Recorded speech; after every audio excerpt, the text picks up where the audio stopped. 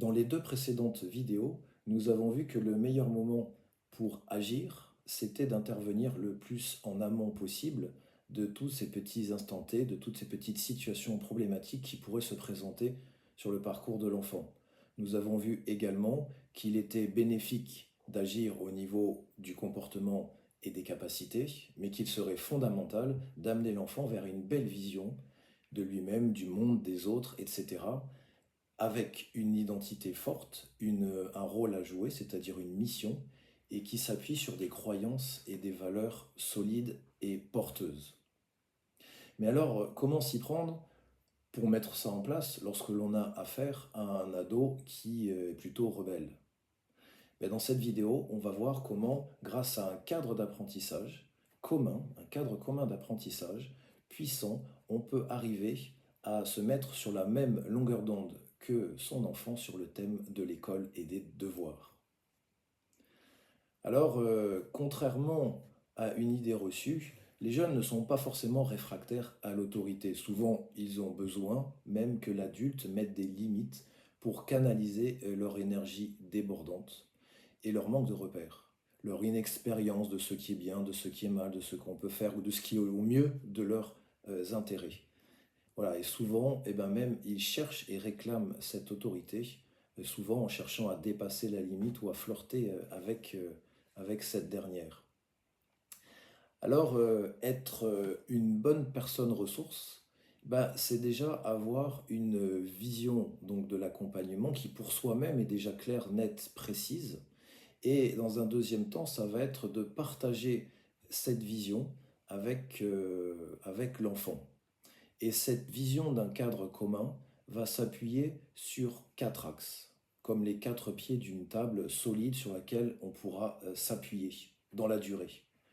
Le premier axe, ça va bien évidemment être celui de la méthodologie, avoir des bonnes méthodes d'apprentissage, par exemple la mémorisation à long terme, qui ne se fait pas n'importe comment. Une étude montre que la technique la plus utilisée par les élèves est de loin la moins efficace. En revanche, la meilleure des techniques est utilisée seulement par quelques élèves et c'est encore trop rare. Donc le premier axe, c'est celui de la méthodologie.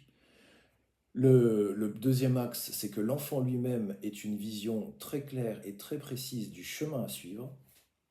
Le troisième axe, le troisième pilier de notre table sera celui du respect des règles, à la fois des règles comportementales, à la fois, c'est-à-dire il y a un cadre, on agit à l'intérieur de ce cadre et on ne sort pas du cadre.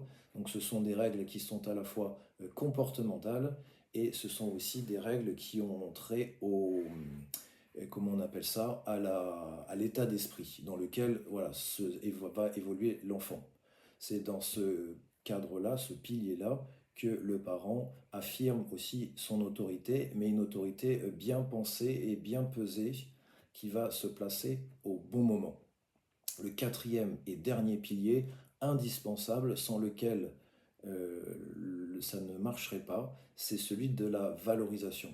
Et là encore, savoir quand valoriser l'élève, comment le faire, et c'est fondamental.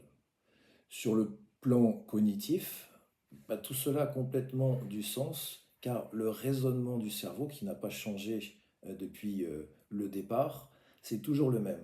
Il a besoin de comprendre. Donc l'enfant a besoin qu'on lui partage notre vision, il a besoin de comprendre là où on veut en venir quand on lui parle d'un cadre commun d'apprentissage. Pour preuve, on peut prendre ce que souvent disent les petits enfants. Ils disent souvent ça sert à quoi ça et pourquoi on fait ça? Et on se rend compte, quand on les observe, que bien souvent, un petit à qui on n'aurait pas répondu, c'est-à-dire on continue à dire ce qu'on a à dire sans avoir répondu à quoi ça sert ou pourquoi on fait ça, reste focalisé, il est toujours là sur cette question sans réponse, alors que nous, on continue notre raisonnement et on pense qu'il a écouté, compris, intégré, etc. Donc là, la première des choses, ça va être de partager cette vision très claire et très spécifique qui s'appuie sur un cadre commun d'apprentissage, sur quatre pieds. Alors si le thème de la personne ressource vous intéresse, si vous aussi vous voulez accompagner votre enfant avec des solutions concrètes, pragmatiques au quotidien, rejoignez-nous dans cet atelier spécial pour les parents qui s'appelle Être une personne ressource dans la scolarité de son enfant. Un cours en visio le mercredi soir de 19h30 à 21h et c'est 8 cours donc d'1h30. Rejoignez-nous si la question vous intéresse et si vous voulez vraiment être dans la transmission des bonnes méthodes pour la suite de la scolarité de votre enfant.